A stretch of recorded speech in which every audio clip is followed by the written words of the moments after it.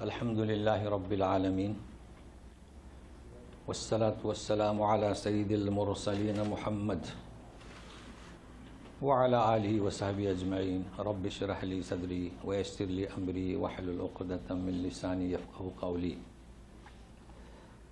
ہماری یہ بحیثیت سورہ فاطر چوتھی مجلس ہے، آیت نمبر ہے 31، اور آپ لوگوں کو خاص کر توجہ دینا ہے یہی دو آیتوں میں 31 اور 32، اور آیت نمبر 37 تک اس کا ربط ہے، لیکن خاص یہاں جو چیزیں ہیں بہت اہم باتیں ہیں، توجہ چاہتا ہوں۔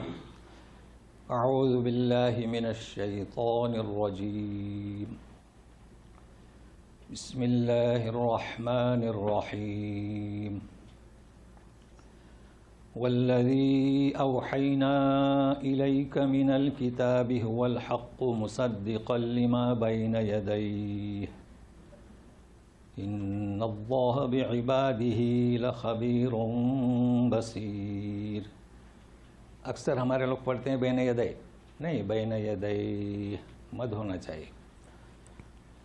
ترجمہ اس کا یہ ہے کہ اور وہ والذی یعنی اللہ تبارک تعالیٰ، اس کا پہلے آیتوں سے ربط ہے۔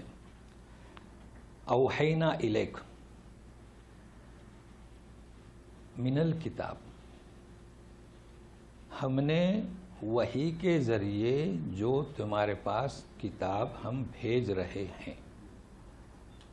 اب اس کتاب کی صفت هو الحق، وہ حق ہے، مصدقاً تصدیق کرنے والی ہے، لما بین یدیہ اس کے سامنے جو کتابیں ہیں۔ یقیناً اللہ اپنے بندوں سے خوب باخبر ہے اور خوب نگاہ رکھنے والا ہے، ہر لفظ کو سمجھنا ہے۔ سب سے پہلے وحی، پھر کتاب، پھر حق، پھر مصدقہ۔ پھر مائدہ کی آیت نمبر 48 میں مصدقہ کے آگے مہیمنن ہے، یعنی یہ کتاب مصدق بھی ہے اور مہیمن بھی ہے۔ تو انہیں سمجھنے کی کوشش کرتے ہیں۔ سب سے پہلے وحی، عام طور پر لوگوں کا ذہن جاتا ہے کہ وحی یعنی جو جبریل امین وحی لے کر آتے تھے۔ تو وحی کی کئی قسمیں ہیں، اس کے پہلے بھی بیان کر چکا ہوں، مگر چونکہ آج بہت اہم موضوع ہے۔ وحی جب سامنے جس پر کی جاتی ہے بحیثیت وہ کئی قسمیں ہیں، اور جب وحی کرنے والا تبدیل ہوتا ہے اس کی بھی کئی قسمیں ہیں۔ جیسے دیکھیے، وحی نبی کے پاس جبریل امین لے کر آتے تھے، وہ یہاں وحی یہ مراد ہے، لیکن اللہ تبارک تعالیٰ نے شہد کی مکھیوں کو بھی وحی کی، تو دوسری قسم ہوئی نا۔ مگر چلیے ایک اپوزٹ، وَإِنَّ الشَّيَاطِينَ لَيُوحُونَ إِلَىٰ أَوْلِيَائِهِمْ، شیطان بھی اپنے دوستوں پر وحی لیوحون ہے، جاتے ہیں آسمان پر، چراتے ہیں باتیں اور ان کے کانوں میں، اس کا نام ہے وحی۔ ایک چھوٹا سا بچہ ابھی پیدا ہوا، 5ویں دن 6ٹھے دن اس نے دودھ چوسنا شروع کر دیا، یہ بھی وحی، اسے کس نے بتایا؟ چلیے جب بلاتے ہیں آپ کو اذان دینے تو آپ شہد چٹا دو، وہ نگل جاتا ہے، کس نے سکھایا؟ وحی۔ اللہ تعالیٰ کی ہر ایک کی طرف وحی ہوتی ہے۔ تو وحی کے معنی یاد کر لیں۔ وحی کے معنی یہ ہیں کہ صرف سامنے والا ہی سن سکے، کوئی اور نہ سنے۔ حضرت عائشہ صدیقہ رضی اللہ تعالیٰ عنہا جب لیٹی ہوئی تھیں اور ان پر جو تہمت لگائی گئی تھی، انہیں یقین تھا، یقین کیا، وہ ان پر افک تھا، بہتان تھی، تو انہوں نے دیکھا کہ وحی کی کیفیت ہو گئی نبی کریم صلی اللہ علیہ وسلم کی۔ وہ کیا تھی کہ سردی کے موسم میں بھی پسینہ نظر آتا تھا، تو انہیں یقین تھا کہ اب میری برات کے بارے میں نبی کریم صلی اللہ علیہ وسلم کو اطلاع دی جا رہی ہے، لیکن وہی نہیں سن رہی تھی۔ یہ ہے معنی وحی کے۔ تیسرا نہ سنے، پھر جب پڑھ کر سنائی وہ آیتیں تو تعجب کرنے لگے کہ میرے بارے میں 10 آیتیں، تو مطلب ہے کہ وحی کوئی تیسرا نہ سنے۔ آپ کے یہاں مہمان آئے، خادم کو اشارہ کر دیا کہ بند کر دے مستورات کا دروازہ، اس نے وہ اشارے سے سمجھ گیا، اس کا نام بھی وحی۔ تو یہ ہے معنی وحی کے۔ اب ذرا غور سے سنیے، ہم نے آپ کی طرف کتاب بھیجی. یہ تو اب آپ لوگوں کو تجربہ ہو چکا ہے میرے درس میں رہتے ہوئے. بسم اللہ کے معنی میں جو عموم بلوا ہے کہ شروع کرتا ہوں، تو ایسی کوئی بات نہیں ہے. اب آپ دیکھیے، میں کوشش کرتا ہوں کہ ڈائریکٹ قرآن سیکھیں، اور میں کئی دفعے کہتا ہوں کہ جو لوگ ایک تفسیر پر تکیہ لگائے ہوئے ہیں وہ تقلید کرتے ہیں. کیا کرتے ہیں؟ تقلید. اس لیے کہ جب تفسیر کرنے والا تفسیر کرتا ہے اور آپ یوں سمجھتے ہیں کہ یہی قرآن ہے، نہیں. اب جیسے بسم اللہ، اب آپ شروع کرتا ہوں تو تقلید کی اس کی. آپ کو ڈائریکٹ کیا معلوم کہ بسم اللہ کا ترجمہ کیا؟ حالانکہ حاشیے میں انہوں نے لکھا ہے با استعانت کے لیے. اب بیچارہ اردو والا یہ کیا سمجھے استعانت کیا ہوتا ہے، یعنی ترجمہ غلط تفسیر صحیح. تو کہنا میرا پیغام کیا ہے کہ ڈائریکٹ اللہ کا، یعنی جسے میں کہتا تھا کہ جب تک تیرے ضمیر پہ نہ ہو نزول قرآن، گراں کشا ہے نہ راضی نہ صاحب کشاف. تو ہم ڈائریکٹ سمجھے، جیسے بسم اللہ کو آپ سمجھے. اب یہاں کتاب اتاری. اب آپ بتائیے کہ من کا کیا مطلب؟ ہاں، ترجمہ اپنی جگہ پر بڑی محنت کی ہے، مگر تفسیر میں اب پڑھیں گے تو آپ کو ملے گا بن من بیانیہ، من بعدیہ ترجمہ. تو سنیے، یہ فاتر مکی ہے. اللہ تعالیٰ سورہ کہف میں فرماتے ہیں انزل علیہ الکتاب ولم نجعل لہ عوجا. تو کتاب، ذالک الکتاب، یہ کتاب. یہاں من الکتاب، ابھی تو کتاب نازل نہیں ہوئی، ہم وحی کے ذریعے کتاب نازل کر رہے ہیں. یہ کس سے سمجھ میں آیا؟ من سے. کتاب کو کتاب کیوں کہتے ہیں؟ لوح محفوظ میں لکھی ہوئی ہے نا، اور وہ اتری آسمانی دنیا پر، اور تھوڑی تھوڑی اتری، اور پھر یہاں بھی کتاب کی شکل میں لکھی ہوئی ہے. یہ بھی سب جانتے ہیں کہ تورات، زبور، انجیل، صحف ابراہیم اور سب میں اس کتاب سے کچھ وہاں پر نقل کیا گیا. تو کتاب اصل کون سی ہوئی؟ یہ کتاب. هو الحق، وہ تو ان کتابوں کو کی صداقت انہیں سچا کہتی ہے، غلط نہیں کہتی. یہ کیوں صفت لائی گئی؟ ذرا غور کریں. جب یہ تورات کو بھی صحیح کہتی ہے تو تورات جو لے کر آئے اس کی بھی صداقت کرتی ہے، اسے بھی سچا کہتی ہے. زبور کی بھی سچ کہتی ہے. لیکن اس کے برعکس یہودیوں نے کیا کیا؟ یہودیوں کی کتاب میں کیا تھا؟ مصدقا لما بین یدیہ مبشرا برسول یاتی من بعدہ اسمہ احمد. مگر انہوں نے اس میں تحریف کر دی. نہ انہوں نے اس کتاب کی تصدیق کی جس کا وہ جز تھے، اور نہ اس کتاب والے رسول کی تصدیق کی. لہٰذا بار بار جو کہا جا رہا ہے کہ مصدقا، اور یہی فرق ہے ہم میں اور ان میں. کارٹون بناتے رہیں گے لیکن امت مسلمہ کبھی کارٹون نہیں بناتی، کیونکہ ہم تصدیق کرتے ہیں. جیسے کہ سورہ مائدہ میں مہیمن، یہی اسی طرح کی آیت ہے، مگر ایک صفت زیادہ ہے. کیا ہے وہ؟ مہیمنن. المہیمن اللہ تعالیٰ کی صفت ہے کہ اللہ تعالیٰ کے سارے صفات ہیں، مگر وہ مہیمن بھی ہے، یعنی آسمان و زمین کی حفاظت بھی کرنے والا ہے. حفاظت کر رہا ہے، ایسے ہی نہیں چھوڑا ہے. انسانوں کی، پرندوں کی، مچھلیوں کی، سب کی حفاظت کرتا ہے.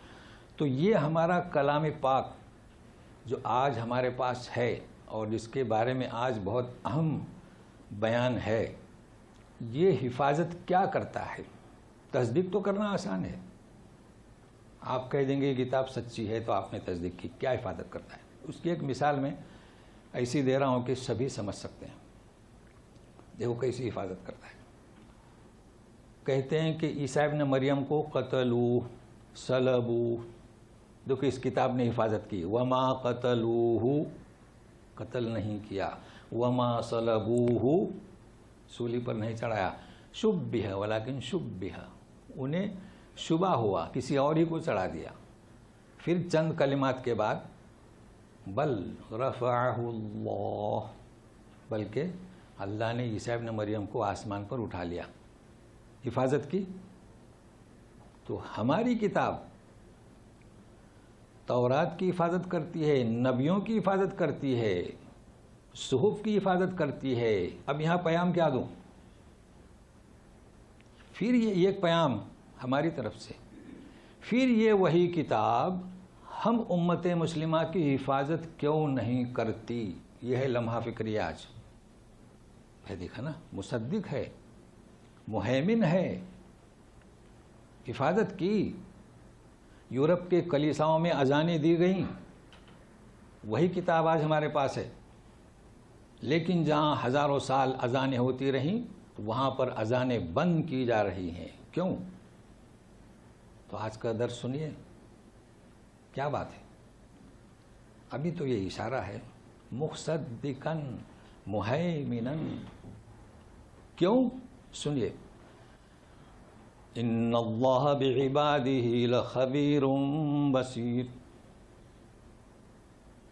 کتاب کی بات ہو رہی ہے، وحی الہی کی بات ہو رہی ہے، تصدیق کی بات ہو رہی ہے، اور یہ دو صفتیں لائی گئی. سنیے، خبیر. اللہ تبارک تعالی بندوں کی ہر حالت سے باخبر ہیں. مانے ہوئے؟ ٹھیک ہے، باخبر ہیں. ہم بھی باخبر ہیں، ہمارے 4 بیٹے ہیں، ہمارے 3 بیٹیاں ہیں، 4 بیٹیاں ہیں. لیکن ہر حالت میں ہر چیز پر بصیر، نگاہ رکھے ہوئے ہیں. ہے کسی انسان کے بس کی بات کہ اپنی ملکیت پر نگاہ رکھے ہر وقت؟ جی. سورہ لقمان میں جائیے تو خبیر کے ساتھ لطیف. یا بنی انھا ان تک مثقال حبۃ من خردل فتکن فی صخرۃ او فی السماوات او فی الارض یاتی بها اللہ ان اللہ لطیف خبیر. اے بیٹے، کوئی گناہ کرو، کوئی نیکی کرو، پتھر کے اندر جس کو سراغ بھی نہ ہو، آسمان میں، چٹان میں، جنگل میں، لطیف باریک بھی ہے، وہ بھی اسے نظر آتا ہے. ہے کوئی انسان ایسا؟ ہمیں تو وہ دوربین لگانی پڑتی ہے. جی. تو یہ صفتیں لانے کا مطلب کیا؟ اس کو سنیے. ہمارے یہاں کیا کہتے ہیں؟ صفتیں یاد کر لو تو کھیتی میں برکت ہوگی. جی، ایسے کھیتی میں برکت ہوتی ہے. اذانیں بند کی جا رہی ہیں اور آپ کہہ رہے ہیں کھیتیوں میں برکت ہوگی، دکانوں میں برکت ہوگی. کیا مطلب اس کا؟ سن لیجئے، لوگوں کو پیغام دیجئے کہ انسان، یہ بندہ، چاہے وہ مسلم ہو، کوئی بھی ہو، خود کو اتنا نہیں جانتا جتنا اللہ جانتا ہے. ہم جانتے ہیں اپنے آپ کو، اللہ جانتا ہے. کیا مطلب خبیر بصیر کا؟ انسان اپنی مصلحت کو اتنا نہیں جانتا جتنا اللہ سمجھتا ہے. تو پھر آئیے آمدم برسر مطلب. تو اللہ تعالیٰ نے جو قانون بنایا، جو کتاب بھیجی، جو منہج بھیجا، ہم نہیں سمجھتے، وہی جانتا ہے، وہی جانتا ہے. پھر کیا بات ہے؟ پھر اذانیں کیوں بند نہیں ہوں گی؟ اس منہج کو ہم نے کنارے کر دیا. ہمارا منہج کون سا؟ ہمارے اپنے شیخ کا، ہمارے اپنے امام کا، ہمارے اپنی جماعت کا. کیا بات ہے؟ ہم اتنا نہیں سمجھتے. دیکھیے، یہ بات میں نہیں کہہ رہا ہوں. گراں کشا ہے نہ رازی نہ صاحب کشاف، وہ کہہ رہے ہیں. عالم کسے کہتے ہیں؟ دیکھیے، گزشتہ کا درس خشوع کے بارے میں تھا، آج وہ نہیں ہے. العالمون، عالم کسے کہیں گے؟ وہ خود لکھ رہے ہیں، میں ایک لفظ اپنی طرف سے نہیں بیان کر رہا ہوں، وہ خود لکھ رہے ہیں. یہ صرف نحو جاننے والے عالم نہیں. العالمون بما یلیق بہ بصفات اللہ الجلیلہ، اللہ تعالیٰ کی عظمت کے صفات کو جانے. وبافعالہ الحمیدہ، اس کی جو فعالیت ہے، کاریگری ہے، جو تعریف کے مستحق ہے. وسائر الشؤون الجمیلہ، دیکھیے اس کے جو کاریگری ہے کتنی خوبصورت ہے. اسے عالم کہیں گے. عالم کسے کہیں گے؟ جو کہتے رہے خبیر بصیر لطیف خبیر. یہ عالم ہے؟ نہیں. اس کی حقیقت یہ ہے کہ ہمارے پاس جو منہج ہے وہ کس کا ہے؟ خبیر کا ہے. جو قرآن ہے وہ کس کا ہے؟ وہ بصیر کا ہے. جو قوانین ہے وہ کس کے؟ لطیف کے ہیں. اب یہ ہماری کوتاہی ہے. ہم نے آج دیکھیے سپریم کورٹ کیا کہتا ہے. ہمارے علماء جو آج کل کے علماء، بہرحال وہ علماء ہیں، بڑی بڑی ڈگری لیے ہوئے ہیں، ٹاپ کے علماء ہیں، سمجھ میں نہیں آتا وہ کیا کہہ رہا ہے، یعنی سپریم کورٹ کے جج. اور ہمارے علماء کیا کہہ رہے ہیں وہ ان کے سمجھ میں نہیں آ رہا ہے. ایک مثال کو بہت ضروری ہے، بہت ضروری ہے. علماء کسے سمجھا ہم نے؟ کون ہے عالم؟ سپریم کورٹ کہہ رہا ہے کہ ہم نے شریعت میں مداخلت نہیں کی، اس لیے کہ قرآن میں 3 طلاق نہیں پائی گئی، بلکہ قرآن میں 2 طلاق کا ذکر ہے. الطلاق مرتان، 2 دفعے، پھر چھوڑو یا رکھو. پھر ہے کہ تیسری طلاق دو، پھر چھوڑو یا رکھو، چھوڑ دو اچھے طریقے سے، تو کتنی بھی 2. اب اگر ندامت اور پشیمانی ہو تو نکاح کر لو. اب کہا جا رہا ہے فَإِن، اور اگر تم نے ایسی غلطی کی فَإِن طَلَّقَهَا فَلَا تَحِلُّ لَهُ. تحل کا معنی حلالہ کہاں سے کر لیا؟ تحل کے معنی حلالہ نہیں، تمہارے لیے اب حلال ہی نہیں، الا ہے کہ نکاح کرے پھر متوفا زوج ہو جائے، یعنی بیوہ ہو جائے. اچھا، تو بیوہ ہو جائے یا کہ مطلقہ ہو جائے، مطلب ہے کہ سنگین مرحلے کو بیان کیا جا رہا ہے. تیسری طلاق کا حکم نہیں. سپوز اگر دے دو تو وہ یہ کہہ رہے ہیں کہ قرآن میں یہ جو رائج طلاق ٹرپل ہے نہیں پائی گئی، اس لیے ہم اس میں اسے منع کیا اسٹاپ کرتے ہیں. ان کے سمجھ میں یہ کہہ رہے ہیں کہ ہماری شریعت میں مداخلت ہے. شریعت کون سی ان کی؟ فقہ کی. بات واضح ہوئی نا. اب اس سے زیادہ ہم کیا کہہ سکتے ہیں؟ جبکہ کیوں؟ علامہ اقبال اس وقت کہہ گئے جب تک تیرے ضمیر پہ نہ ہو نزول قرآن تم کیا سمجھو گے؟ ڈگریاں علماء کی ہیں، مفتی کی ہیں، کیا سمجھو گے؟ سمجھو، ڈائریکٹ سمجھو قرآن کو. فقہ سے سمجھ رہے ہیں ہم قرآن کو. سوچنے کی بات ہے، ایک لمحہ فکریہ ہے، تو موقع ہم دیتے ہیں. تو بہرحال یہ تو ابھی ابتدا ہے، آغاز ہے کہ عالم کسے کہیں گے؟ خبیر. جیسے کہ ان 2 حضرات نے کہا ہے صفات، آپ صفات کے معنی جانیں، یقین مانیے صفات کے جب معنی جانیں گے. جیسے یہ منہج کس کا ہے؟ جو ہم خود کو نہیں جانتے اتنا وہ جانتا ہے. تو ہمارے لیے قانون کیا ہے؟ ہم نہیں جانتے، کون جانتا ہے؟ اب آپ بتائیں کہ آپ قبول کریں گے کہ نہیں. چلے ایک اور میں مثال دوں. شیطان نے کہتے ہیں کہ شیطان کہتے نہیں، اللہ تعالیٰ فرماتے ہیں زین الشیطان اعمالہم، خوشنما کر کے دیتا ہے. اور یہ اپنے تجربے کی بات بتاتا ہوں. کیسا شیطان یعنی لوگوں کو نیکی دکھا کر گمراہ کرتا ہے. ہمارے یہاں 11ویں شریف میں مہینہ بھر 11ویں شریف، آپ کے یہاں تھی یا نہیں تھی پتہ نہیں. پھر اس کے بعد کون سا آیا مہینہ؟ 12ویں شریف کا. تو مہینہ بھر 12ویں شریف. اور محرم میں مجالس 30 دن اس میں مشغول رہتے تھے. اور ایک تحلیل آپ کے یہاں شاید نہ ہو، مطلب ہے کہ یہ تو غوث جیلانی صاحب لے گئے، وہ بچپن سے منہ پر چڑھا ہوا لفظ ہے. وہ لوگ کہتے ہیں غوث پاک، وہ جیلانی صاحب کو چلا گیا اور نبی صلی اللہ علیہ وسلم کو چلا گیا. امام حسین کہتے ہیں ہمارے یہاں، ان کو چلا گیا. اب کوئی میت ہو جائے تو تحلیل یعنی کیا؟ بیٹھ گئے، وہ بیج وغیرہ جمع کرتے ہیں اور تسبیح پڑھتے ہیں لا الہ الا اللہ. یہ اب شیطان نے سوچا کہ یہ تو چھوٹا گناہ ہے، غور سے سنیے گا، یہ تو بدعت ہے. ان کو ایسے گناہ پر نیکی دکھا کر لگا دو جو قرآن کے اپوزٹ میں ہو. قرآن کے اپوزٹ. اس منہج کے، جو منہج کس کا ہے آپ جان چکے ابھی. کیسے لایا؟ تو شروع کر دیا ہمارے بھائیوں نے، ارے یار یہ تو بدعت ہے، تو کیا کرو؟ قرآن خوانی شروع کر دو، ہے نا. تو تحلیل بند ہو گئی ہمارے یہاں اور قرآن خوانی شروع ہو گئی. 11ویں بند ہو گئی، کیا شروع ہوا؟ قرآن خوانی. 12ویں بند ہو گئی، کیا شروع ہوا؟ قرآن خوانی. محرم کے مجالس بند اور قرآن خوانی. شیطان کام کر گیا کہ نہیں؟ کیا کر گیا؟ یہ وہ منہج اس سے دور ہٹ گئے. جہاں کسی گھر میں موت ہو گئی تو 30 پاروں کا ڈبہ آ گیا، ایصال ثواب مرحوم اور مرحومہ. اور اسی کو قرآن کو یہی منہج سمجھ لیا. کیا سمجھ لیا؟ ایصال ثواب. کام کر گیا کہ نہیں؟ اب کسے سمجھائیں؟ اب جب ہم کہتے ہیں کہ بھائیو یہ قرآن خوانی بھی بدعت ہے، قرآن پڑھنا بدعت ہے، بھائی قرآن پڑھنا بدعت نہیں، مگر شیطان نے لگا دیا. اور جو حالات ہوئے ہیں آج کل آپ جانتے ہیں.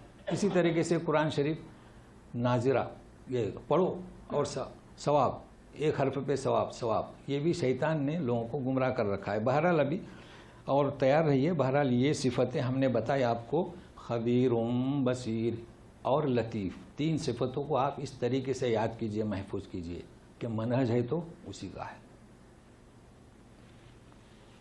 ثم اورثنا الكتاب الذين اصطفينا من عبادنا فمنهم ظالم لنفسه ومنهم مقتصد ومنهم سابق بالخيرات بإذن الله ذلك هو الفضل الكبير. پھر ہم نے وارث بنایا کتاب کا. دیکھو وارث کتاب پر تو بیان ہو چکا. الذین اصطفینا، جنہیں ہم نے چنا اپنے بندوں میں سے. تو یہ کون لوگ ہیں؟ اس کے بعد دوسرا مضمون مطلب اسی کی شرح. فمنہم ظالم لنفسہ، اس میں کچھ لوگ اپنے اوپر ظلم کرنے والے ہیں. ومنہم مقتصد، کچھ لوگ درمیانہ روی ہیں. اور کچھ لوگ سبقت کرنے والے ہیں بھلائی کے کاموں میں اللہ کی توفیق سے. دیکھیے باذن اللہ آیا، جیسے کہ بسم اللہ میں ہے.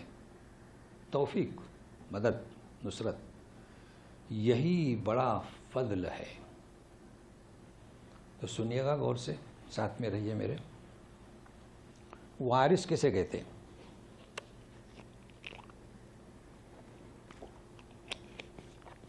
تو اس کو سمجھنے کے لیے اس آیت کو غور سے سنیے گا. وارث کسے کہیں گے؟ ایک باپ ہے، اس کے 4 بیٹے ہیں، فرض کر لیجئے، اور کئی ایکڑ کہتے ہیں ہمارے یہاں زمین باغیچہ ہے. ایک بیٹا غازی ہے، دوسرا بیٹا خطیب مسجد ہے، تیسرا بیٹا مدرسے کا مدرس ہے، چوتھا بیٹا آوارہ ہے. ٹھیک ہے، باپ کا انتقال ہوا. چونکہ اس آیت کو سمجھنے کے لیے مثال شاید ممد معاون ہوگی. اب وراثت کس میں تقسیم ہوگی؟ 4 میں. اب یہ تو میں سمجھا رہا ہوں، چونکہ ماں بھی ہوگی تو ماں کو 8واں حصہ جائے گا، پھر اس کے 4 حصے کیے جائیں گے. بہرحال یہ نہیں دیکھا جائے گا کہ کون غازی ہے اس کو زیادہ، کون امام صاحب ہے اس کو کم، اور کون شراب پیتا ہے جوا کھیلتا ہے اس کو نہیں. ایسا نہیں. یہ مطلب ہے وارث کا، یعنی وارث اس کا حق ہے. وراثت اس لیے نہیں دی جاتی کہ نمازیں پڑھتا ہے کہ نہیں، یہ آوارہ ہے یا نیکوکار ہے. یہ بات سمجھ گئے نا؟ بس اب آگے سنیے. ثم اورثنا الکتاب، ہم نے اس کتاب کا، اس منہج الہی کا، جسے وہ خوب جانتا ہے ہم نہیں جان سکتے، وارث بنایا. اچھا پھر سنیے. جنہیں ہم نے چنا من عبادنا. دیکھیے نبی کریم صلی اللہ علیہ وسلم کی بات نہیں ہو رہی ہے. نبی کریم صلی اللہ علیہ وسلم کے لیے اجتباہ، استفاہ، دونوں کے معنی وہی ہیں. نبیوں کو اللہ نے چنا. یہاں کس کی بات ہو رہی ہے؟ وارثوں کی. تو وارث کون؟ امت مسلمہ. وارث کون؟ امت مسلمہ، امت محمدی صلی اللہ علیہ وسلم. مختلف نام ہیں یہ. تو غور سے سنیے.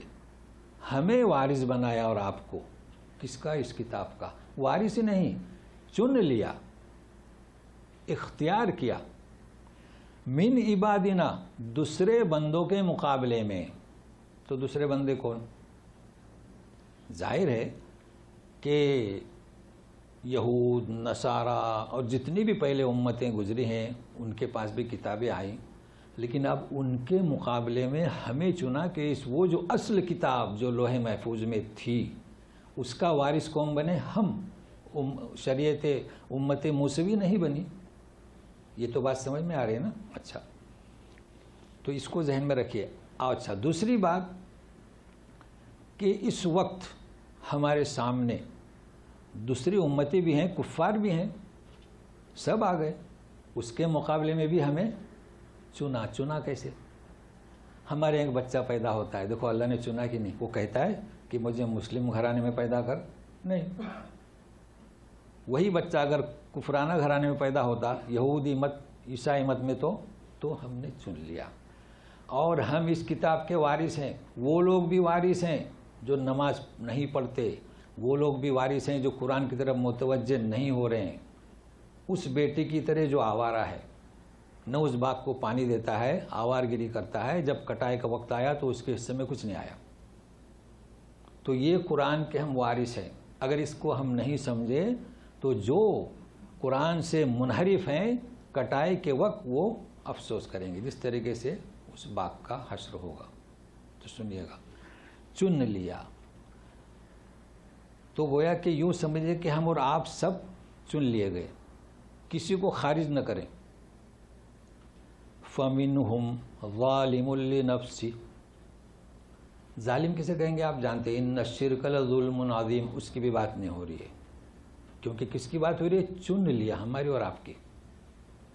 کیونکہ ایک لوگوں کا مزاج بن گیا ہے ظالم تو شرک، نہیں، مشرک کی بات نہیں ہو رہی ہے. کس کی ہو رہی ہے؟ چن لیا، ہماری آپ کی بات ہو رہی ہے. چن لیا ہم مسلم. جی، کچھ لوگ ظلم کرتے ہیں اپنے آپ پر. اپنے آپ پر کیا مطلب؟ دیکھیے، بازو میں مکان ہے یا بازو میں کسی کا باغیچہ ہے، وہ بیچارے غریب ہیں، دور چلے گئے تو اپنا مکان بنایا، توڑ پھوڑ میں اس کی ایک بالش کو ایک ہاتھ زمین ہڑپ کر لی. اب توڑ پھوڑنے کے بعد نظر نہیں آتا ہے، اگرچہ کہ اس کی زمین لی اس نے، مگر نہیں، ظالم لنفسہ، اپنے آپ پر ظلم کرنے والا ہے. کیوں؟ قیامت کے دن 7 گنا زمین کا اضافہ ہوگا، اسے بھرنا پڑے گا. لیکن یہ تو ایک مثال دیا میں نے. یہاں قرآن کی بات ہو رہی ہے. کس کی؟ منہج الہی کی، جو خبیر ہے اور بصیر ہے، جو لطیف ہے. اس نے ہمارے لیے قانون یہاں بھیجا ہے.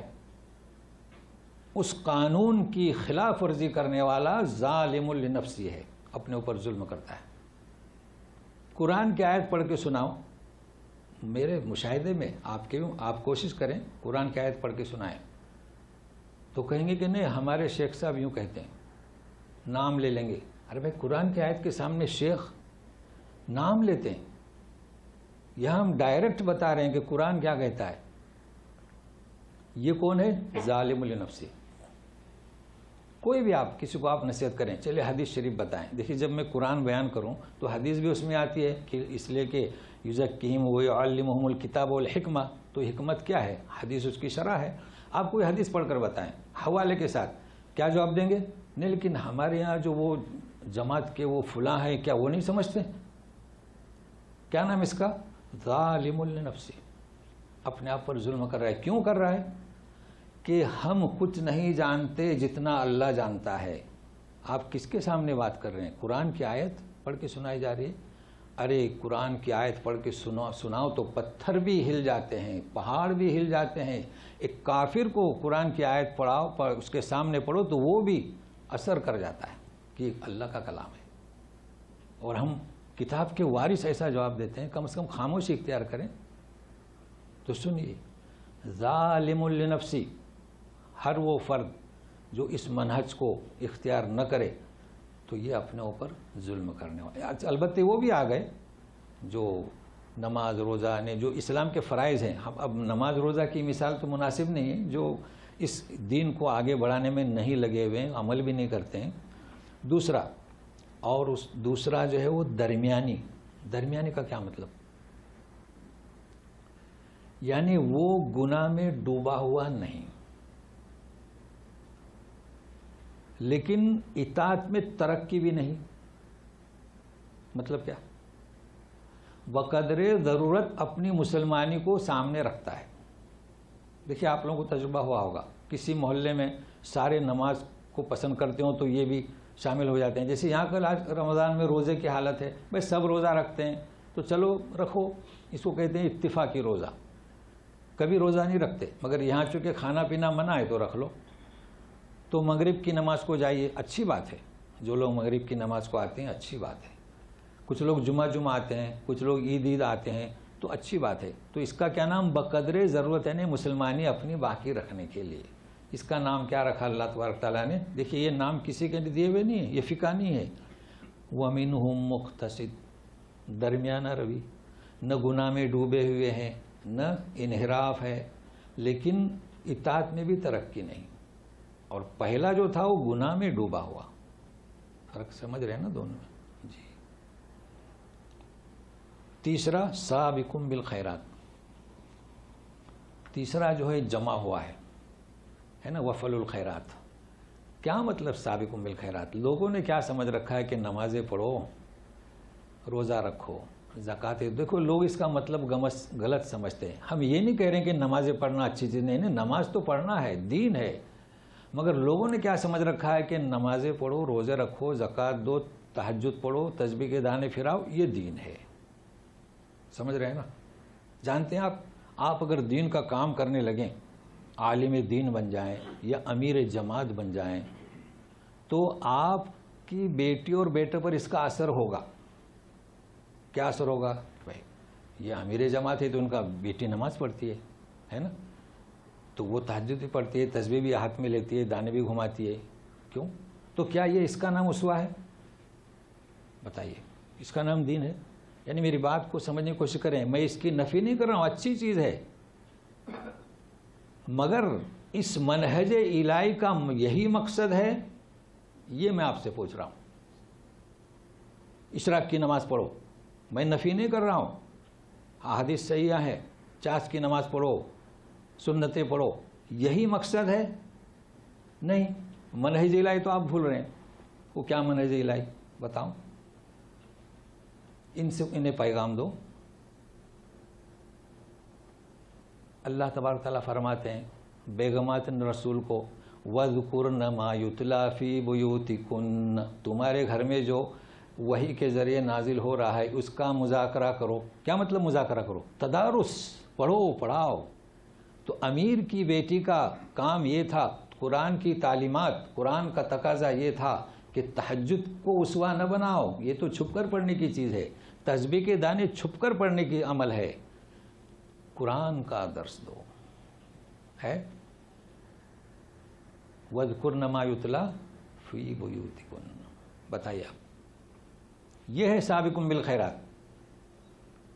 اب جب کوئی بات کرتا ہے تو کہتے ہیں کہ یہ تو نمازوں کی نفی کر رہا ہے. نہیں، نمازوں کی نفی نہیں ہو رہی ہے. نماز، روزہ، زکوٰۃ کس لیے؟ آپ جو عالم ہیں صفات جلیلہ اور عظیمہ کے، اس کی بقا کے لیے. اگر آپ سائنسدان ہیں، صفات کے جاننے والے ہیں، تو آپ کو غرور میں نہ ڈالے، دھوکہ نہ دے، تو نماز روزوں کو پابندی سے اپناؤ، اس کا اہتمام کرو.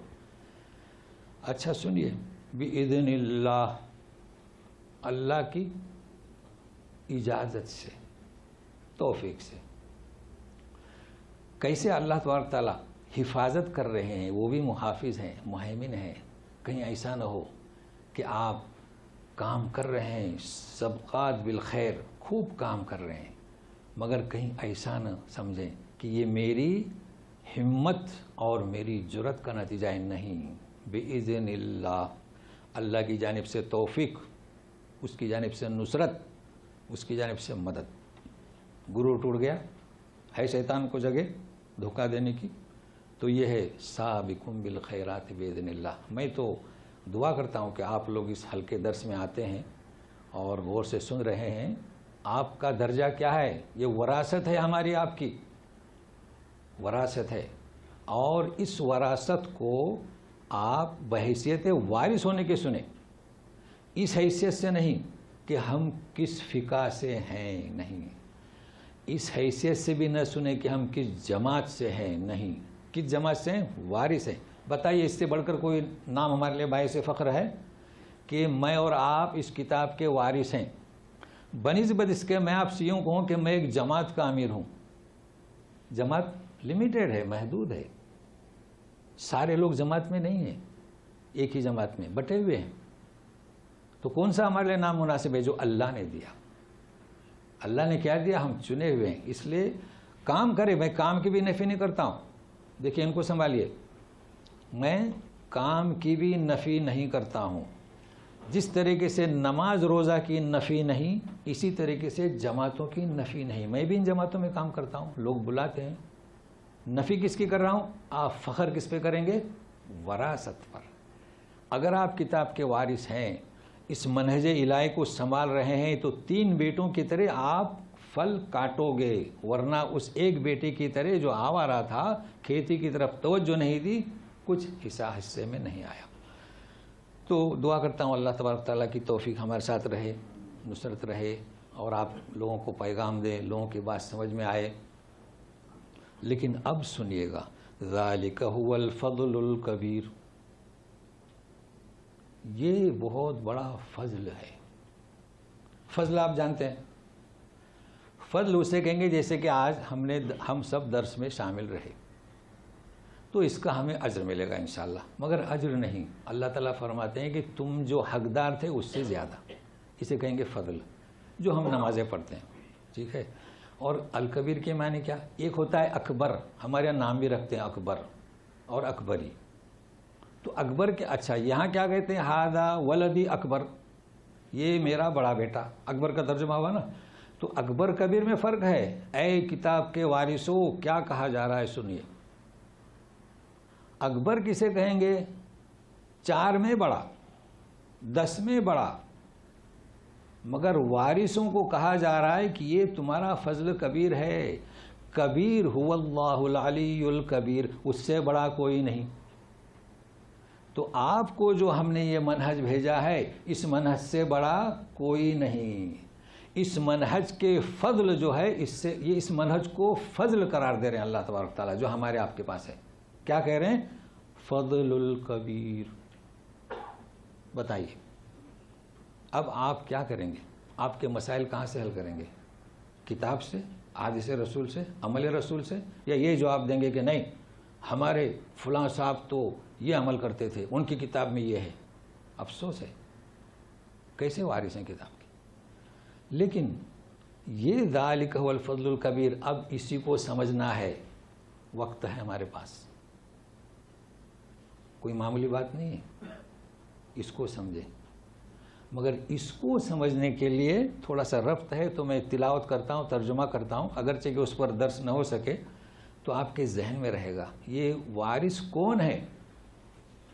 جیسے کہ میں آپ سے سوال کرتا ہوں، آپ کسے وارث قرار دیں گے؟ 3 گروپ میں تقسیم ہو گئی امت مسلمہ. ایک ظالم لنفسی، دوسرا درمیانہ مقتصد، تیسرا سابق بالخیرات. 3 گروپ ہے نا. تو یہ کس کی طرف لوٹائیں گے؟ ذرا ٹٹولیں اپنے ذہن کو، کہاں جاؤ گے؟ تو اس بات کو ذہن میں رکھیے گا کہ وراثت چاہے آوارہ ہو وہ بھی وارث ہے. سمجھ رہے ہیں نا؟ اس لیے میں نے وہ مثال دیا تھا. اب اگر آپ یہاں تقسیم کرتے ہیں کہ ایک ہی گروپ، تو پھر وراثت کیوں کہا اللہ تبارک تعالیٰ نے؟ اس پر ذرا زور دیجیے.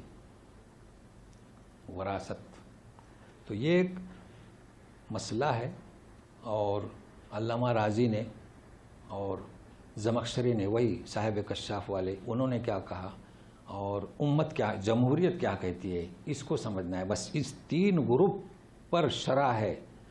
تو یہ شرح کرنے سے پہلے تھوڑا میں آگے کیا ہے ترجمہ آپ کے ذہن میں رہے گا تو سنیے گا. اس فضل کبیر کا نتیجہ جنات عدن يدخلونها يحلون فيها من اساور من ذهب ولؤلؤا ولباسهم فيها حرير، کہ ہم انہیں باغات عدن، جانتے ہیں جنت کے کئی نام ہیں، اس پر شرح کی ضرورت نہیں. جنت المأوا، خلود، سلام. تو یہ عدن یعنی ہمیشہ رہنے کی جنت، اس میں رہیں گے. اور یہ تو صرف بتلانا ہے اس آیت کو سمجھنے کے لیے. اور انہیں کنگن پہنائے جائیں گے سونے کے، موتیوں کے، چونکہ اور حریر کے لباس، چونکہ دنیا میں انہیں اس سے محروم رکھا گیا ہے تو انہیں وہاں پہنایا جائے گا. وَقَالُوا الْحَمْدُ لِلَّهِ الَّذِي أَذْهَبَ عَنَّا الْحَزَنَ إِنَّ رَبَّنَا لَغَفُورٌ شَكُورٌ. اس حزن پر بھی مستقل بیان ہے، لیکن ابھی صرف ترجمہ. پھر تعریف کریں گے اللہ کی کہ جس نے ہم سے حزن غم کو دور کر دیا. ہمارا رب جو ہے غفور و شکور ہے. اس پر بھی بیان ہے الذی احلنا دار المقامت من فضلہ ولا یمسنا فیہا نصب ولا یمسنا فیہا لغوب. پھر کہیں گے کہ ہمیں اس دار الاقامہ، ہمیں یہ جنت میں اس کا نام دار الاقامہ رکھا. خلود میں اور اقامے میں فرق ہے. خلود میں انسان ہمیشہ رہے گا اور اقامہ میں جنت ہی اس کا ٹھکانہ ہوگا. یہ اتنا ذہن میں رکھیں. اس کے فضل سے اس میں نہ کوئی تکان ہوگی اور نہ کوئی پشیمان. مطلب ہے کہ نصب اور لغوب. نصب یعنی جسمانی مشقت، نہ کوئی مشقت ہوگی جنت میں، یعنی آپ کو میوہ وغیرہ کاٹنے لگانے کی مشقت نہ ہوگی اور نہ کوئی تکان ہوگی. اب دیکھیے والذین کفروا، تو اس کو سمجھنا ہے. ذالک الفضل الکبیر کی شرح ہے کہ فضل کبیر آپ کو کیا ملے گا، لیکن مقابلے میں کون ہے؟ والذین کفروا، اور جنہوں نے کفر کیا. نار جہنم لا یقضى علیہم موت، ان پر کوئی قضا نہیں آئے گی کہ وہ مریں. اب یہ بتانا پڑے گا قضا کسے کہتے ہیں، موت کسے کہتے ہیں، اور عذاب میں تخفیف بھی نہیں ہوگی. اسی طرح ہم کافروں کو سزا دیتے ہیں. وَهُمْ يَسْتَرِخُونَ فِيهَا، اور اس میں چلائیں گے ربنا اخرجنا نعمل صالحا، کہ ہم اب نیک کام کریں گے، غیر الذی کننا نعمل، جو ہم کرتے تھے اس کے علاوہ نیک کام. مگر نہیں. سوال ہوگا اولم نعمرکم ما یتذکر فیہ من تذکر وجاءکم النذیر، کہ ہم نے عمر دی تھی پھر بھی نہیں سمجھ سکے. رسول بھی آئے، نائب بھی آئے. فذوقوا فما للظالمین من نصیر، لہذا مزے چکھو. یہ صرف اس لیے میں بتا رہا ہوں تاکہ ذالک هو الفضل الکبیر کو سمجھیں. جب اسے سمجھیں گے تو پھر آگے بڑھتے ہیں. تو سنیے گا کیا کہہ رہے تھے ہم کہ ذالک الفضل الکبیر سے مراد کیا. تو سب سے پہلے جو ہم نے آپ سے ذکر کیا کہ وراثت. دوسرا یہ یاد رکھیں کہ اس کے مقابلے میں کیا ہے؟ والذین کفروا. اچھا اب یہ ضمیر کہاں جائے کہ ذالک هو الفضل الکبیر، یہ تو بڑا فضل ہے، اس سے بڑھ کر کوئی فضل نہیں. تو پہلے قرآن کے اسلوب کو جاننے کی کوشش کرتے ہیں. کہاں لے جاؤں آپ کو؟ کس میدان میں؟ سورہ بقرہ 196. کیا دیکھیے ومن تمتع بالعمرۃ الی الحج، بہت اہم مسئلہ ہے یہ مسئلے پر لے جا رہا ہوں. چونکہ ہمارے یہاں لوگ کہتے ہیں ہم حنفی ہیں، حنفی مسئلہ کوئی نہیں جانتے. میں حنفی مسلک پر کوئی تنقید نہیں کر رہا ہوں، صرف بتلا رہا ہوں، اور نہ شافی مسلک پر، سمجھنے کے لیے. ومن تمتع بالعمرۃ الی الحج، کیا مطلب؟ حج تمتع یعنی عمرہ اور تمتع ہے نا. فما استیسر من الہدی، کیا دے؟ تو بولیں گے قربانی. قربانی نہیں، ہدی، پینلٹی. آگے کیا ہے؟ ذالک لمن، غور سے سنیے، ذالک لمن لم یکن اہلہ حاضر المسجد الحرام، یہ اس کے لیے جو مسجد حرام کا باشندہ نہ ہو. اب کیا مطلب؟ کیا حکم ہوا کہ جو تمتع کرے یعنی حج تمتع. پھر کیا ہو رہا ہے کہ ہدی دے. پھر ہو رہا ہے کہ یہ اس کے لیے جو حرم کا باشندہ نہ ہو. تو جو حرم کا باشندہ نہیں ہے اس نے ہدی دینا ہے. تو ضمیر کہاں لوٹی؟ نزدیک، قریب ترین. اس کو ذہن میں رکھیے گا. حنفیہ کیا کہتے ہیں کہ نہیں، اوپر لے جاؤ. کہاں؟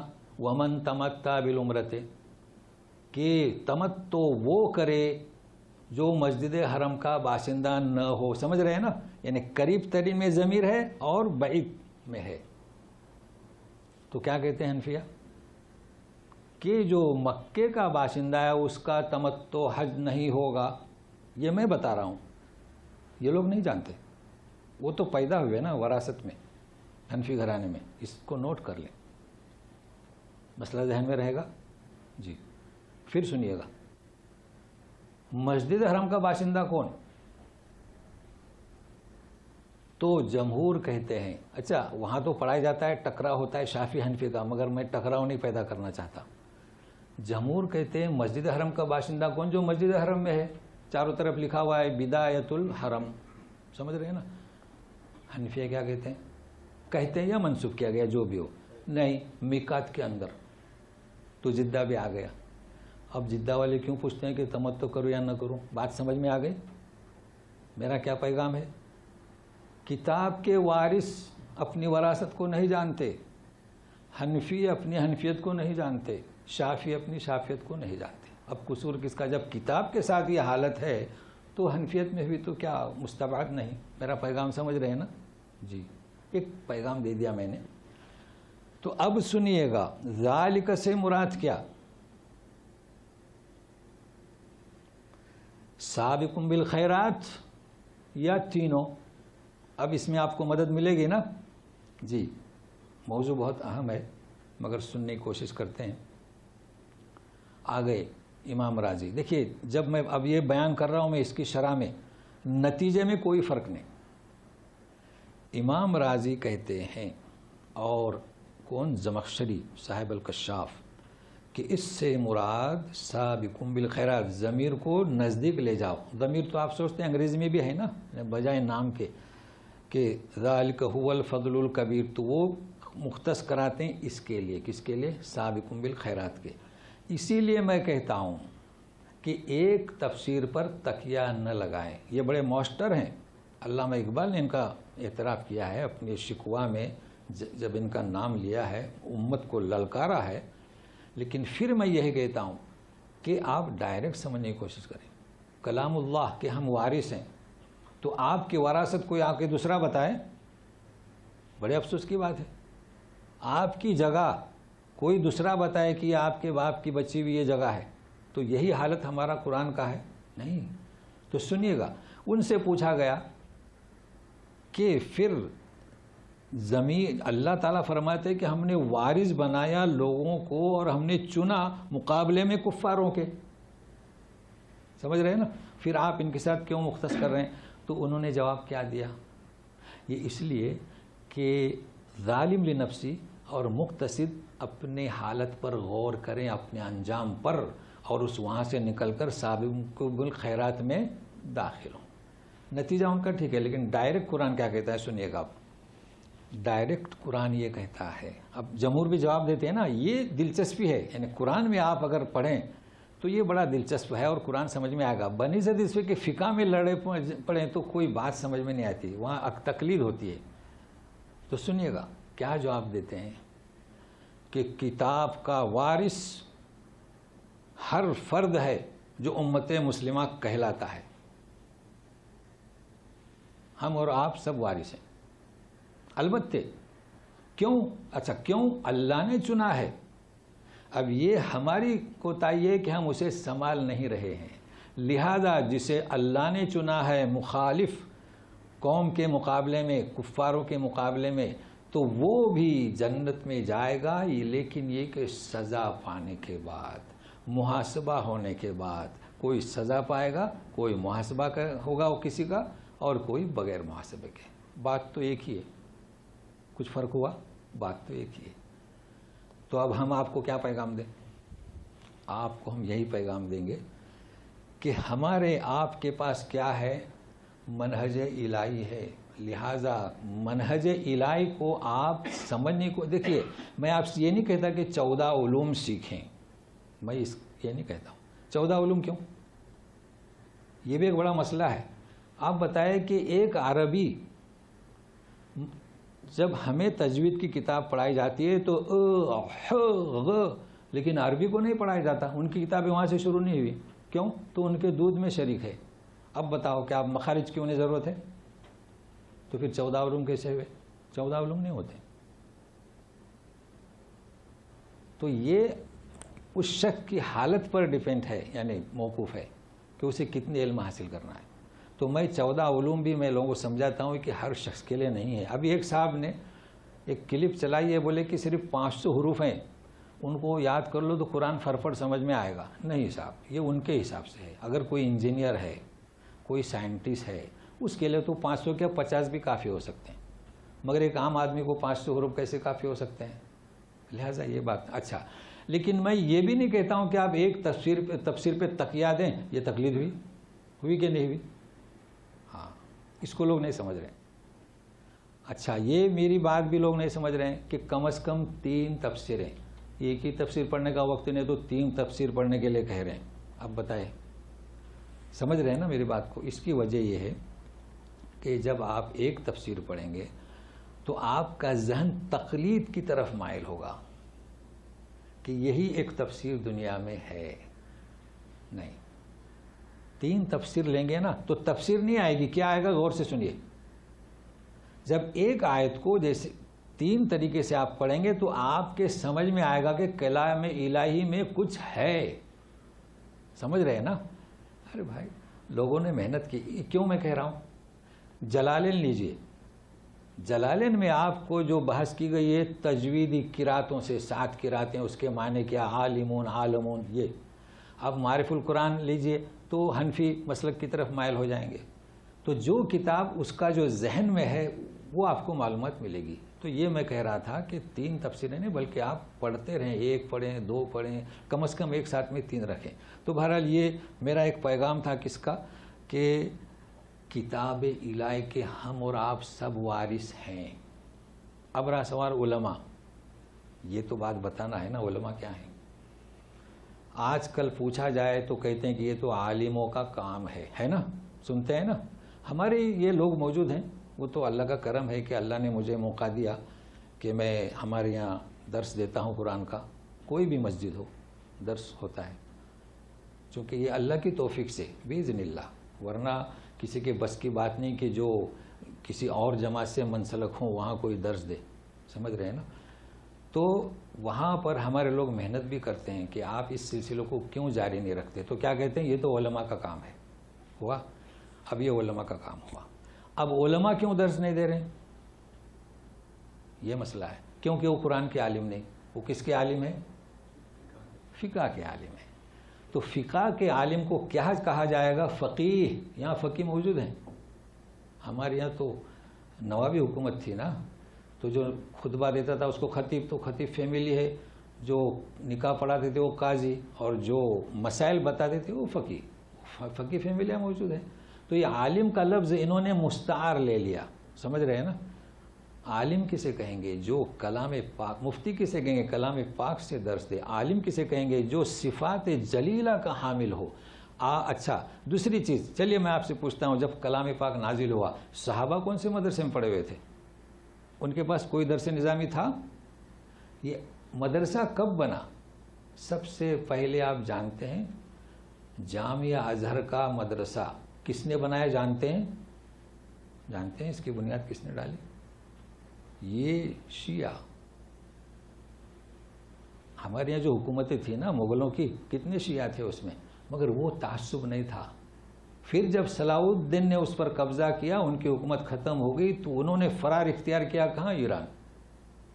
اور وہ جامعہ ازہر ہوا. پھر اس کے بعد مدرسے بنتے گئے. ہمارے یہاں تو جو مدرسہ بنا ہے برٹش آنے کے بعد تقریباً 1800 کے کتنے مدرسے بنے ہیں. تو یہ درس نظامی پہلے نہیں تھے. تو قرآن شریف تو کب سے کہہ رہا ہے کہ علماء علماء علماء عالمون. تو کیا خلفائے راشدین عالم نہیں تھے؟ عائشہ صدیقہ عالم نہیں تھی؟ وَذْكُرْنَ مَا يُتْلَى فِي بُيُوتِكُنَّ. اے نبی کی بیویوں، جو وحی الہی نازل ہو رہی ہے اس کا درس دو. وہ عالمہ نہیں تھی؟ لہٰذا اس بات کو اچھی طرح سمجھ جائیے کہ ہم کتاب کے وارث ہیں، ہم کتاب کے عالم بھی ہیں. اب رہا سوال کہ علماء اس کا کام کیوں نہیں کرتے؟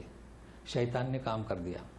حدیث ہے جانتے ہیں آپ؟ حدیث ہے کہ من کذب علیہ متعمدن فمقدوہ فی النار. ہمارے پیچھے بھی لگ گئے تھے کئی لوگ کہ اگر آپ نے کچھ جھوٹ بولا تو وہ تفسیر اس لیے نہیں کرتے کہ تفسیر تو پڑھی نہیں. صرف جلالین ہی پڑھائی جاتی ہے تفسیر مدارس میں. کون سی؟ جلالین بس. اب جلالین کس سے بحث کرتا ہے؟ تجوید سے، قرات سے، سبع قرات سے. اب وہ خوف زدہ رہتے ہیں. آپ بتائیں کہ اس حدیث کا یہ مطلب ہے؟ اگر خطا ہو گئی، بھول ہو گئی، تو اس حدیث کے مصداق بنیں گے؟ بھائی خطا ہو گئی، آپ جستجو کریں، محنت کریں، درس دیں. تو یہ بیچارے پیچھے ہٹ گئے. مگر ظلم یہ ہے ظالم لنفسہ. ظلم کیا ہے؟ اگر کوئی درس قرآن دے رہا ہے تو اس کو گمراہ. کیا؟ گمراہ. اور بھی سن لیجئے، یہ علماء اگر کوئی حدیث کی بات کر رہا ہے تو کیا؟ غیر مقلد. کیا؟ غیر مقلد. یعنی جو قرآن کا منہج الہی کا درس دے رہا ہے تو بولے یہ گمراہ. کوئی حدیث بتا رہا ہے تو غیر مقلد. تو غیر مقلد کس کا نام ہے؟ غیر مقلد اچھا یا مقلد اچھا؟ تقلید کا ذکر قرآن میں ہے. القلائد، حاجی لوگ جو جانور کو لاتے ہیں نا پکڑ کے، ان کے گلے میں پٹا رہتا ہے. تقلید کے معنی کیا؟ کہ بغیر دلیل کے میرے پیچھے چلو. سبزی ہے، ہرا سبزہ ہے، چارہ ہے، وہ جانور کھانا چاہتا ہے اس کو کھینچتا ہے، اس کا نام ہے تقلید. تو ہم غیر متقلد، ہمارے پاس منہج الہی ہے تو خود کا تانا دوسروں کو دیتے ہیں. بہرحال ہم یہی کوشش کریں گے. ہمارا پیغام یہ رہے گا کہ ہم اس منہج الہی کو آگے بڑھائیں اور یقین مانیں کہ اس کا بڑا اجر ہے. چونکہ ہم نے جب اس درس کو شروع کیا، دیکھیں اتنے آپ لوگ ہیں اور ابھی کچھ یہاں حاضر نہیں ہیں. یہ بات کس طرح لوگوں کو جائے گی؟ آپ اس کو پیغام کو بھیجیں، لوگوں کو سمجھانے کی کوشش کریں. انشاءاللہ اس کا اجر ملے گا. کیوں؟ تو ہم اس کے وارث ہیں. اب اس کی شرح ہوگی انشاءاللہ آئندہ. میں آپ کو وقت دیتا ہوں تاکہ ہو سکتا ہے آپ کچھ سوالات کریں.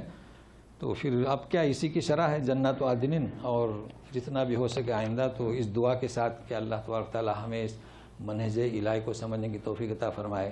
اور یہ جو ظالم النفسی ہیں اور مقتصد ہیں، سابق بالخیرات ہیں، اے اللہ سابق بالخیرات میں ہمارا شمار کر دے. اور جو مشکلات ہیں اللہ تو نگہبان ہے، تو خبیر ہے، تو لطیف ہے، تو بصیر ہے. تو ان ناموں کے واسطے سے ہم دعا مانگتے ہیں، ہم کسی کے واسطے سے نہیں، بلکہ ان ناموں کے ذریعے تیرے صفات ہیں کہ امت مسلمہ پر رحم فرما. اور جو کوشش کی جا رہی اذان بند ہونے کی نہیں، بلکہ اللہ اذان کو مزید بلند اور ترقی دے. آمین برحمتک یا ارحم الراحمین. اعوذ باللہ من الشیطان الرجیم. ثم اورثنا الكتاب الذين اصطفينا من عبادنا فمنهم ظالم لنفسه ومنهم مقتصد ومنهم سابق بالخيرات بإذن الله ذلك هو الفضل الكبير. سبحانک اللہم و بحمدک اشہد ان لا الہ الا انت استغفرک و اتوب الیک. آپ کو موقع دے رہے ہیں، بہت اہم موضوع ہے، مزید پوچھ سکتے ہیں.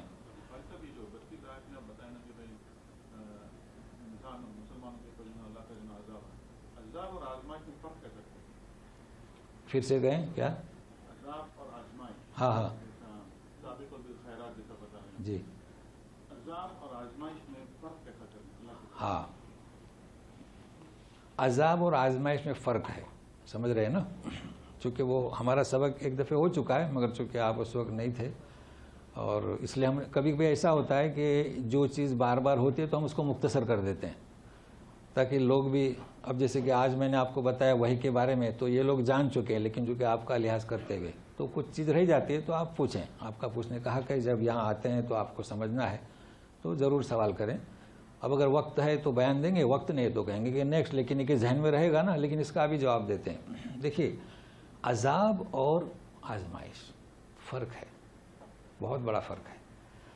اور یہی وجہ ہے کہ ہم قرآن کے اسلوب کو نہیں سمجھتے. تو جب کہیں سیلاب آتا ہے تو اس کو ہم عذاب سے تعبیر دیتے ہیں. تو آپ کو معلوم ہونا چاہیے، جیسے کہ میں نے بتایا، ابھی تو ہم وہاں پہنچے ہی نہیں حزن پر. جی ہاں، تو یہ آیت بھی اس کو سپورٹ کر سکتی تھی. کوئی بات نہیں، انشاءاللہ آئندہ جو ہم نے ہیڈ لائن دیے تھے حزن اور حزن کی، اب کئی لوگ انتظار میں ہوں گے آج کا درس سننے کے لیے، لیکن اچھا ہے ان کا اشتیاق مزید بڑھے گا تو آئندہ کی بھی درس سنیں گے.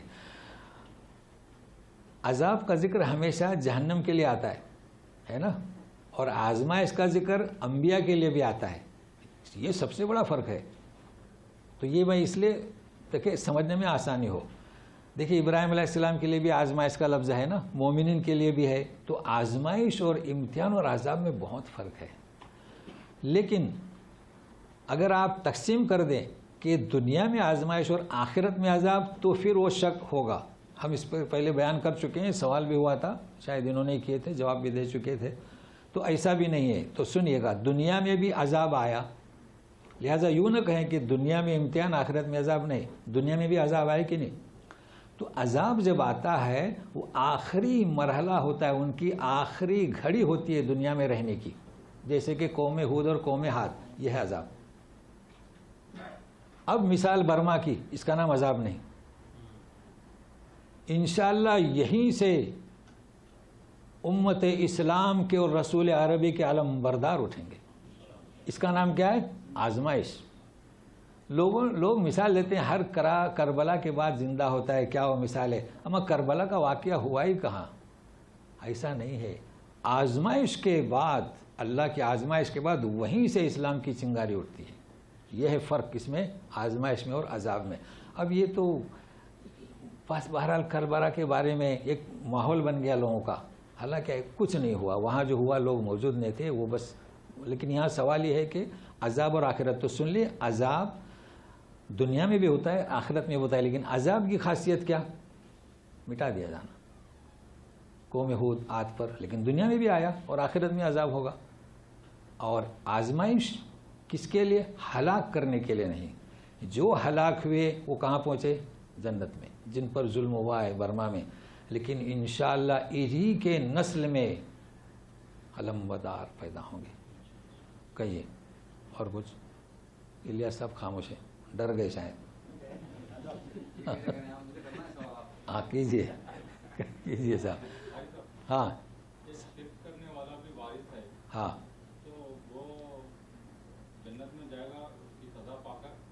ہاں، یہ انہوں نے سوال بہت موضوع کیا ہے، بہت مناسب، اسی لیے میں نے اس کو آج جلدی ختم کیا ہوں. دیکھیے، شرک کی یہاں بات نہیں ہو رہی ہے، کیونکہ ایک قانون اللہ کا بنا ہے کہ جو شرک کرتا ہے وہ لا یکفر ان یشرک بہ. اس لیے شرک اس سے خارج ہے. چونکہ جو لوگ شرک کرتے ہیں ظاہر ہے کہ وہ جب تک کہ توبہ نہیں کریں گے ان کا ذکر نہیں ہے. یہاں کون سے وہ وارث ہمارے جیسے کہ اب ہمارے طبقہ علماء کا لیجئے نا، فقہ کر رہے ہیں نا، یہ شرک نہیں کرتے. البتہ ہے تھوڑا، یعنی ابھی میں کیا کہوں، بریلوی اور دیوبندی کوئی زیادہ فرق نہیں، 19-20 کا فرق ہے. اس لیے کہ تصوف میں یہ جا کے گمراہ ہو گئے. کہاں پر؟ تصوف میں. بریلوی کے یہاں تصوف میں سجدہ کرتے ہیں اور ان کے یہاں تصوف میں سجدہ نہیں کرتے، لیکن ہے وہی چیز تقریباً. تو بہرحال تھوڑا کیا لائٹ میں ہے یہ لوگ. تو ان کی بات ہو رہی ہے کہ یہ سزا، اور باقی مشرک کی نہیں. چلیے اور کچھ کہہ رہے تھے. وہ تو شرک ہے نا، اس شرک کی بات نہیں ہو رہی ہے، شرک کی بات نہیں. لیکن کئی لوگ ایسے ہیں جو شرک نہیں کر رہے ہیں، ہے نا، ایسے شرک نہیں کر رہے ہیں.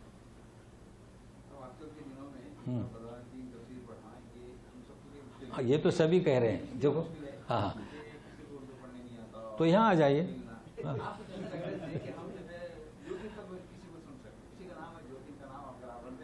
اچھا اچھا اچھا. ہاں دیکھیے، یہ ان کا سوال ہونے اور کچھ باقی ہے. دیکھو انہوں نے کیا سوال کیا کہ آپ بتائیں، میں 30 تفسیر کا نچوڑ دے رہا ہوں تو میری تفسیر آپ کو کسی ضرورت پیش ہی نہیں آئے گی. ہاں دیکھیے، میں آپ کو بتاتا ہوں تفسیر آپ کس کی سنیں. تو میں آپ کو بتاتا ہوں. چلیے، ایک صاحب ہیں، انہوں نے آج 25 سال پہلے، وہ بھی مقتدی ہیں مگر راضی اور کیا نام ان کا، صاحب کشاف کے اس پر اترے نہیں. وہ انہوں نے ایک بیان دے دیا، ایک حدیث پیش کی بخاری کی، اور اس کا کچمر بنا دیا. کیا کہا؟ ایسا تاثر دیا کہ بغیر ٹوپی کے نماز پڑھنا افضل اور ٹوپی کے اس سے کم، یہ تاثر دیا. حدیث کوٹ غلط کی. ہم نے اس پر بیان دیا کہ حدیث بخاری میں اس طرح نہیں ہے، ٹوپی کا ذکر ہی نہیں ہے. کیوں؟ لیس العالم، عالم نہیں، لوگوں نے عالم بنا دیا.